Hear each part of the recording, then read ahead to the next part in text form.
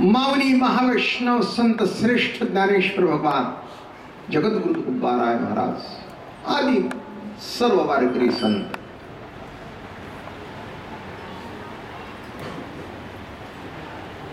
अध्यात्म देवाचे अस्तित्व, देवाची प्रती आपल्यात आहेच आहे, पण ती प्रगट होण्याकरता आहे. जरा मागे कोण हसत असेल तर जरा बंद करा. बोलायचं असेल तर लांब जाऊन बोला.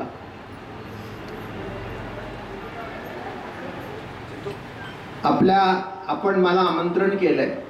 आपल्या सोसायटीमध्ये माझं कीर्तन आहे.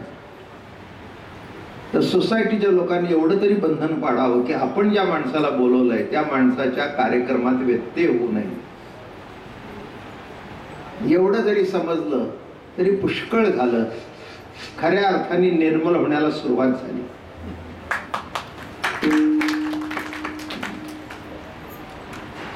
हा उगीच गप्पा मारत ऐकण्याचा कार्यक्रम नव्हे बर का. जीवन उद्धाराचा कार्यक्रम आहे. नवविध भक्तीपैकी एक भक्ती लोकसंग्रह करणारी, तिचं नाव कीर्तन. बरं का. कीर्तनाच्या माध्यमातून लोकसंग्रह होतो. पूर्वीच्या काळामध्ये अधिकार अनाधिकार हा भेद होता. वेद काळामध्ये ब्राह्मण क्षत्रिय वैश्य शूद्र कुणी गायत्री मंत्र, आज काही कुणी म्हणते. कानाला मोबाईल लावला तर ते गायत्री मंत्र इतका स्वस्त झाला म्हणून त्याच्यात अर्थही राहिला नाही. माझं बोलणं कळलं का? काय गायत्री मंत्र कुणी म्हणावा, केव्हा म्हणावा, कसा म्हणावा, संध्येच्या वेळेला केव्हा म्हणावा, संध्या किती वेळा करावी, कशी करावी. आज कुठेही कोण कुठेही लागतंय. मला माफ करा, टॉयलेट मध्ये जाऊन जर फोन आला तर तिथे होते तिथे गायत्री मंत्र सुरू होते. आमच्या धर्माची किंमत आम्हालाच कळत नाही तर इतरांनी टीका केली तर वाईट वाटण्याचं कारण काय? काय कारण? काय काय? तेव्हा नीट, म्हणून त्याच्याकरता म्हटलं पहिल्यांदा सूचना एवढ्या करता दिली की नीट बसून नीट ऐका. काय उगीच आपल्या पुढे काही व्यावसायिक कीर्तनकार नव्हे, मी परंपरेचा कीर्तनकार आहे. माझ्या पोटाकरता कीर्तन करत नाही. पोटाकरता मी खानदानी श्रीमंत मनुष्य आहे, इनामदार माणूस आहे. काय जे काही या कार्यातून उभं राहिले तेही सुद्धा आलं. म्हटलं ट्रस्टच्या नावाने चेक फाडा, बाकीचं वाजवणारे साथीदार जाण्याचं भाडं निराळे. काही लपवायचं नाही, छपवायचं नाही, काही गरज नाही. गरज नाही ते जास्ती साठवायची गरज काय? गरजेपुरतं त्याच्यापेक्षा जास्ती आहे, पुष्कळ झालं. आणि एक सांगू का, चांगल्या वागणाऱ्या माणसाला पैसा खपत नाही आणि वाईट वागणाऱ्याला पुरत नाही. पाण्याचा ग्लास फुकट आहे पण बाटली प्यायची म्हटलं तर 1,00,000 रुपयाची सुद्धा आहे. बर का. 3 माणसाची पार्टी 2 लाखात 3 लाखात होते आणि वारकऱ्याची पार्टी कांदा भाकरीची भाजी भाकरीची काही नाही, सहज भाजी भाकरी आमटी काय लागतं. म्हणून चांगलं वागण्याकरता जर वागत असेल तर पैसा जास्ती लागतच नाही आणि वाईट वागत असाल तर किती लागेल हे सांगता येत नाही. की शेवटी तुम्हाला सुद्धा तो विकून खाईल आणि तुम्ही विकले जा. म्हणून मी रोज सांगतोय, वारकरी संप्रदायाने अध्यात्म किती कळेल हे मला माहिती नाही. तो व्यक्तिगत उपासना साधनेचा भाग आहे. पण किमान बाह्य लक्षणं जर तुमची सुधारली तरी तुमचं जीवन सुधारलं आणि संसार सुधारला, हेही काही कमी यश नाही. बरं का. खाणं सुटलं, पिणं सुटलं, वाईट वागणं सुटलं, आचार विचार पवित्र झाले. What more you want? नाही का. एखादी मुलगी जेव्हा तुमच्या घरात येते, बाप सोडते, आई सोडते, माहेर सोडते, घरदार सोडते. पुढे जाऊन सांगू का, हिंदू धर्मामध्ये देव सुद्धा सोडते. देव कसा सोडते तुम्ही म्हणाल? माहेरचा गणपतीचा, सासरचा खंडोबा.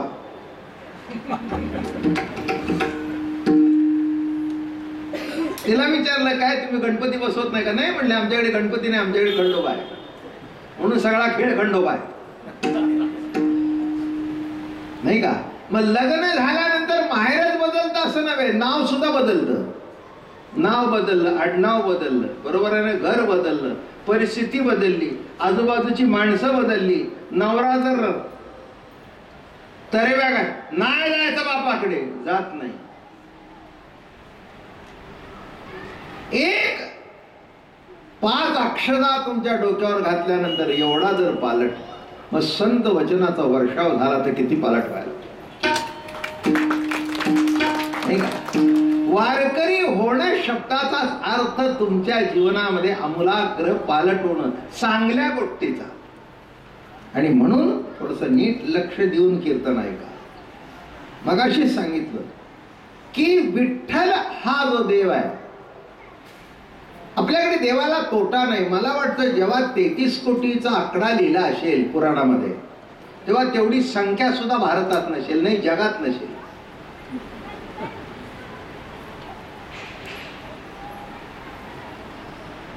तेहतीस कोटी देव, किती देव? मला काही काही वेळेला प्रश्न पडतो की या देवांच्या करता एक दिवस आपण ठरवला की यांच्या करता काढावून प्रत्येकाला एक एक फुल व्हावं, तर तेवढी फुलं तरी गोळा करता येतील का? आणि 33 कोटी वेळा हात वर खाली जाईल तोपर्यंत तुम्ही वर जा.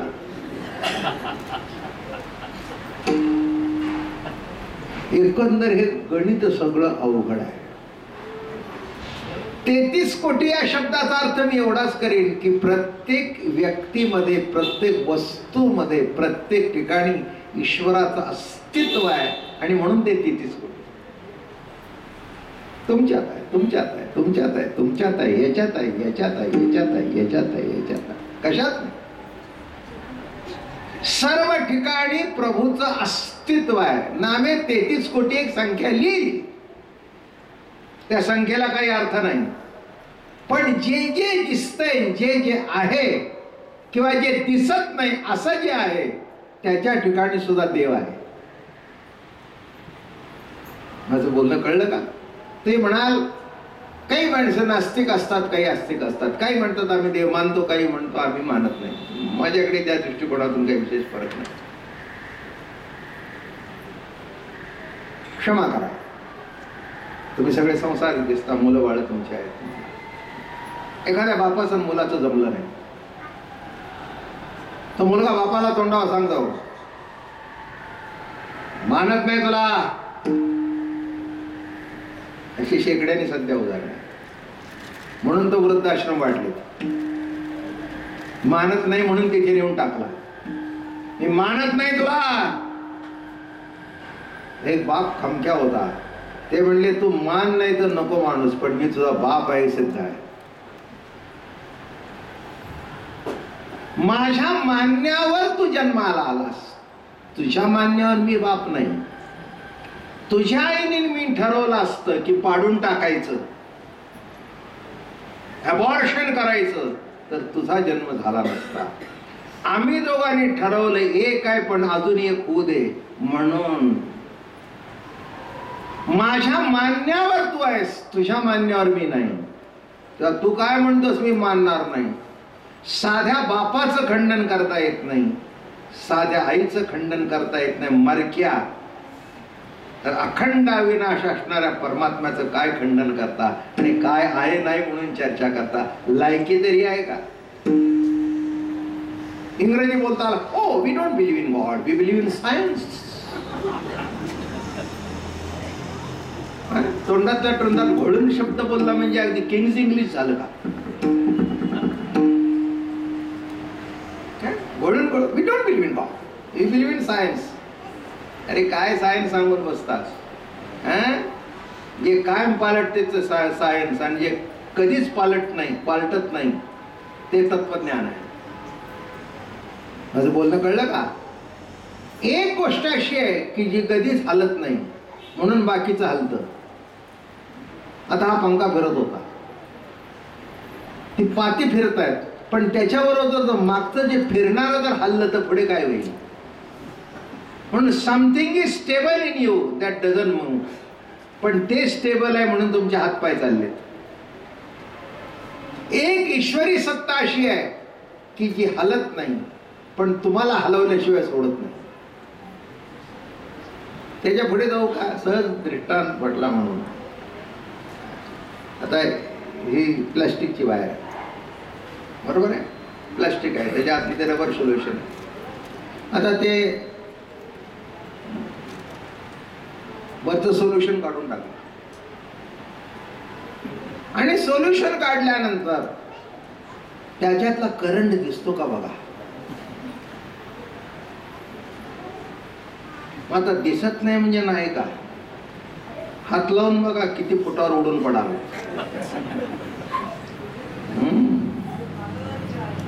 किती फुटावर जाऊन पडाल. म्हणून इलेक्ट्रिशियन हे जे बसलेत ना त्यांच्याकडे टेस्टर असतो. असा बोट लावतो, लाईट आली, करंट आहे बरं का, हात लावू नकोस. करंट आहे बरं का, हात लावू नकोस. करंट दिसत नाही पण करंट असल्याशिवाय इथला पंखा चालत नाही. तसं तुम्हाला देव दिसत नाही पण तो असल्याशिवाय तुम्ही चालत तुमच्या पायाने माझ्या कीर्तनाला आला नाही. माझं बोलणं कळलं का? साधं सोपं कीर्तन सांगतो, मोठं काही सांगत नाही पण फार मोठं. काय प्रश्न विचारला तुकाराम महाराजांना, या जगात देव आहे का? ते म्हणले जास्ती प्रश्न मला विचारू नकोस. चाले हे शरीर कोणाचे असत्य. माझं बोलणं कळलं का? माणसं किती मोठी झाली की देव आहे का नाही याची चर्चा करू लागली. आणि काही आम्ही देवाला मानत नाही ही खुळचट समजूत घेऊन त्याच्यात वावरतात. यांची बायको सुद्धा यांचं ऐकत नाही. जे देव न मानणारे आहेत आणि व्याख्यान देतात आम्ही देव मानत नाही, त्यांच्या घरची बायको सुद्धा त्यांचं ऐकत नाही. ती गणपती बसवते, ती घटस्थापना करते आणि नाईलाजास्तव हे टाळ्या वाजवत मागे उभे राहतात. एक मोठे देव न मानणारे, नाव कोणाचं घ्यायचं नाही. मी गेलो होतो कोकणात, शिरोडा भागामध्ये, आणि तिथे दत्त जयंती होती आणि ते काही देव मानत नव्हते, मला माहिती होतं. पण दत्ताची आरती सुरू झाल्यानंतर तेही सगळे त्यांची फॅमिली जमली होती. 100 लोक होते फॅमिली. माझं कीर्तन होतं, ते टाळ्या बाजू लागले. मी म्हटलं तुम्ही तर देव मानू नका म्हणून प्रचार करता, इथे टाळ्या वाजवताय. ते म्हणले कुटुंबामध्ये खराब दिसेल म्हणून. किती दांभिक लबाड माणसं आहेत. दिस इज अ फॅक्ट. म्हणजे इकडे तिकडे काही सांगायचं नाही. नाव सांगितल्यावर तुम्ही चटकन ओळखाल बरं का. अवघड. मी म्हटलं देव मानत नाही मग आरती का करताय? नाही म्हणाले, हे काय सगळेच आमच्या घरातले त्यात आहे ना, आम्ही बसून राहणं ते डझंट सूट. काय देवाने तुला जिवंत ठेवून तू त्याला मानत नाही, हे सूट होतं का तुला? हा, हे बघा, नखापासून केसापर्यंत ते जे देवाने दिलेलं आहे ते बाजारात कुठेही विकत मिळत नाही. जे देवाने दिलंय ते. बरोबर आहे ना? इथे महिला मंडळी उपस्थित आहे. गंमत म्हणून ना, टेक इट एव्हरीथिंग लाईटली. बरं का, तुमच्या विरुद्ध काही नाही किंवा तुमचं उणं मांडणं एवढ्या करता कीर्तन नाही आहे. बरोबर आहे ना? हे साधन काय? बरोबर आहे. तुम्हाला जर विचारलं मी नखाची किंमत किती, बाईला कुटेक्सची किंमत माहिती आहे. म्हणजे जे नखाच्या वर निरनिळ्या प्रकारचे रंग लावतात त्याला कुटेक्स म्हणतात. गोल्डन रंग, पिवळा रंग, लाल रंग, हिरवा रंग, आता जांभळा रंग, काळा रंग, फॅशन आहे. आणि फॅशन प्रमाणे माणसाच्या नखाला रंग लावतात. मग ती सांगते, this is not an ordinary Cutex, I brought it from Singapore. तोंडाचा चंबू करून बोललं की समजावं हा कॉर्नर.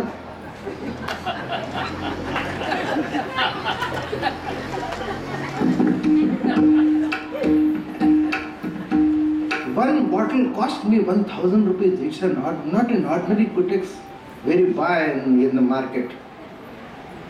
मग कुटेक्स एक 1000ची बाटली असेल तर एवढं कौतुक, नखाची किंमत किती? विचारच केला नाही का? तर ते कोणत्याही दुकानात विकत मिळत नाही. मिळतं? चला दाखवा कुठे मिळतं ते. नखापासून केसापर्यंत एकही गोष्ट अशी नाही देवाने दिलेली की जी बाजारात विकत मिळेल. बरोबर आहे? हा, डोक्यावर केस आहे तिथपर्यंत किंमत कळत नाही. केस गेल्यानंतर काही काही माणसं टोप वापरतात, त्याला 7,000 8,000 देतात, 10,000 देतात आणि जतन करून ठेवतात. आणि कुठे बिट्टे घालून असं कवर घालून. मी म्हटलं एवढं जर पहिलं मूळचं जतन केलं असतंच.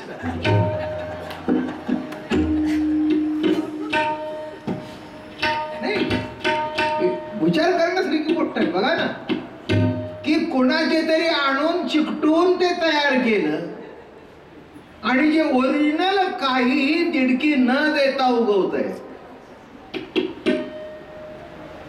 तुम्ही जर गंमत बघाल ही श्रीहरीची लीला अलौकिक आहे. जगामध्ये सध्या आर्ट ऑफ लिव्हिंग चालतं. मी म्हणतो वारकरी संप्रदाय इज अ लिव्हिंग आर्ट. बरोबर आहे त्यांच्या दृष्टिकोनातून, बरोबर. पण विचार जर केला whole universe is a living art आहे का नाही?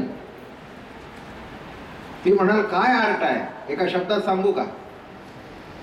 हा चेहरा 9 इंचाचा आहे, तुमच्यापासून माझ्यापर्यंत 9 इंचाचा आहे. आमच्या अवधी माणसांचे चेहरे एवढेच आहेत, एवढे नाहीत. पण नाकाच्या ठिकाणी नाक, ओठाच्या ठिकाणी ओठ, भुवईच्या ठिकाणी भुवई, कानाच्या ठिकाणी कान. पण इतका सूक्ष्म फरक देवाने केलाय की अब्जावधीमधून मी तुम्हाला ओळखतो. आणि तो किती फरक? 9 इंचात फरक. What an art!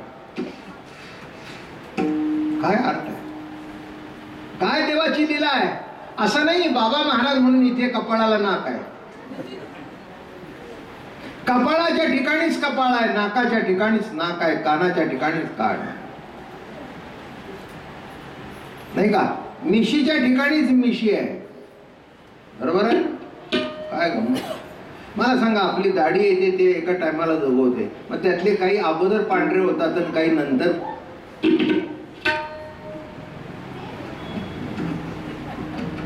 म्हणून हे काळं लावायची पद्धत आहे. पण किती जरी काळं लावलं की 7व्या 8व्या दिवशी ते पांढरं वर येतच. What an art! माझं बोलणं कळलं? अरे what an art! This is the art of Panduranga. What an art! बघा, नाकाने जागा सोडली नाही, पण कुणाचं नाक कुणासारखं नाही. काय श्रीहरीची लीला घाला. काय आश्चर्य आहे. मी जेव्हा चेहरे बघतो, बघा कोणत्याही आर्टिस्टची एक स्टाईल असते आणि त्या style you can recognise the artist. बरोबर आहे ना? आपल्याकडे महाराष्ट्रामध्ये प्रख्यात दलाल होऊन गेले, मुळगावकर होऊन गेले. दलालची पिक्चर अशी किडकिडीची, भात बीत असे कोपर एकदम टोकदार, आणि मुळगावकर आला की सगळा गोंडस. रवी वर्मा, त्याची पौराणिक चित्रकी बघितली म्हणून तुम्ही ओळखता रवी वर्मा. म्हणजे त्या स्टाईल वरून तुम्ही ओळखता. इथे इतक्या स्टाईल आहेत की तुमची स्टाईलच चालत नाही. सर्व वस्तू जिथल्या तिथे आहे, पण असून सुद्धा आपल्याला ओळखता येतं. हाय हाय हाय, काय आर्ट आहे! काय प्रभूची लीला आहे! आणि इतकी लीला करणारा तुम्हाला कळू नाही, हे किती दुर्भाग्य आहे. नाही का? आपल्या चेहऱ्याकडे बघितलं तर तुम्हाला प्रभूचं दर्शन होईल. काय रे प्रभू लीला आहे तुझी! काय रे, काय आश्चर्य आहे! बघ सगळ्याच्या नाका ठिकाणी नाका. पण मी 10 अब्ज माणसं असू दे, त्याच्यातून बाबा महाराजाला तुम्ही ओळखून काढाल. जागा कोणचीच बदलली नाही, पण जागा न बदलता सुद्धा ज्याला त्याला आपली जागा माहिती आहे. म्हणून तुकाराम महाराज मोठ्या कौतुकाचा प्रश्न विचारतात. देव आहे म्हणून मला विचारतोस का नाही म्हणून विचारतोस? फक्त तूच एका प्रश्नाचं उत्तर दे. चाले हे शरीर कोणाचे असत्य? शरीर कोणाच्या सत्तेने चालतं ते सांग. तो अतिशहाणा होता. तो म्हणला, इज दिस ए क्वेश्चन? काय काय प्रश्न आहे काय? चाले हे शरीर कोणाच्या सत्ते? पायाच्या सत्ते. वा म्हटलं, हुशार आहेस. आता पुढचं उत्तर दे. पाय कोणामुळे चालतात? आता हे का? Give the correct answer. सांग, पाय कोणामुळे चालतात? नाही म्हटलं, सांगता येत नाही. मग चार ती पाय चालतायत, त्या ती चालवणारा कोणतरी असेल. तुला दिसू दे नाही तर न दिसू दे. करंट दिसत नाही, पण करंट इज देअर, आणि म्हणून हे सगळं चालतं. बरं का? हे चालू कशावर आहे? आणि एक तुम्हाला माहिती आहे का, या सगळ्या एवढ्या मोठ्या जरी केबल असल्यानं, एवढ्या मोठ्या जरी केबल बसवल्या तरी फ्यूज डोळ्याला न दिसणारी असते. फ्यूज वायर किती बारीक असते? केसासारखी असते.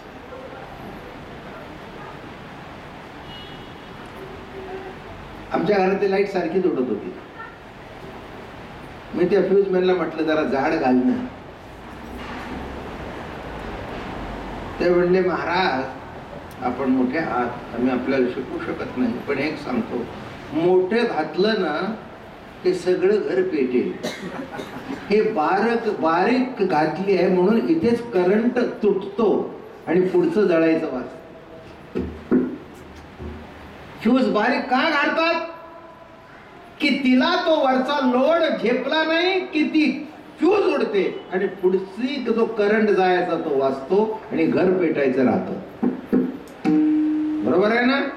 मग एवढी फ्यूज जर संबंध कॉलनीची लाईट चालू असेल, तसा आत्मा दिसत नाही पण एवढाच आहे, पण एवढ्यावर सर्व जग चालू. प्रॅक्टिकल दृष्टांत तुम्हाला देतो, नाही का? करंट दिसत नाही, टेस्टर लावा. तसं संत वचनाचा टेस्टर लावा जीवनाला, म्हणजे तुमच्या हृदयातला देव तुम्हाला दिसेल. संत वचन हा टेस्टर आहे. लाईट लागली, माझ्या तोंडातून शब्द प्रगट होतोय, कोणतरी शब्द प्रगट करणारा आहे म्हणून मी बोलतोय, मी बोलत नाहीये. मला एवढं लक्षात आला असेल की काही पाठ केलेलं कीर्तन नाही, आणि जे पाठ करून कीर्तन करतात त्यांची कीर्तनाकडे पाठच होत असते. पाठ करून कीर्तन होत नाही, अनुभवातून कीर्तन तयार व्हावं लागतं. हे बघा, ज्ञानवाराची वाक्य बरोबर आहेत, ती गाईडलाईन्स आहेत, पण ती तुमच्या हृदयात उतरली तर वारी कराल. गाईडलाईन्स आहेत. संत वाङ्मय म्हणून नामदेवराय असं म्हणाले नाही ज्ञानेश्वरी पाठ कर, पाठ करच, पण त्यातल्या त्यात नामा म्हणे ग्रंथ श्रेष्ठ ज्ञानदेवी, पण एक तरी ओवी अनुभवा, एका तरी ओवीचा अनुभव घे. मी त्याच्यापेक्षा पुढे जाऊन सांगेन, एका शब्दाचा अनुभव घे. ज्ञान ईश्वर, ज्ञान ईश्वर या एका शब्दाचा अनुभव घेतला तर तुम्हाला देवाची प्रतीती कळेल.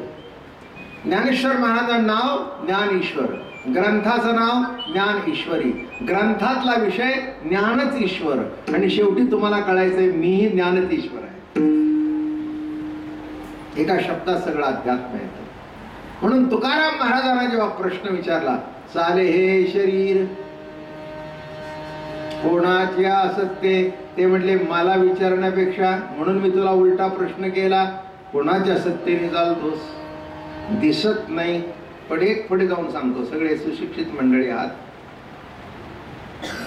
प्रत्येकाच्या घरात टीव्ही आहे ना, एसी आहे जवळ. एवढी मोठी कॉलनी असल्यानंतर एसी असायलाच पाहिजे. वापरा नाही तर न वापरा, इट्स द प्रेस्टिज इश्यू. तुम्ही कळलं का? फ्रीज सुद्धा वापरा, नाही तर नका वापरा. 2 नवरा बायको मोठा फ्रीज घ्यायचा, डबल डोर. मी म्हटलं घरात, पण त्याच्यावर एक कोबी ठेवायचा.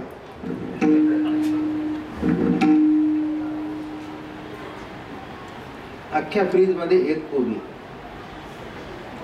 नवरा म्हणला का एवढा काय करतो, मला तो कळत नाही म्हणे, सगळ्यांच्याकडे एक डोर आहे, आपल्याकडे.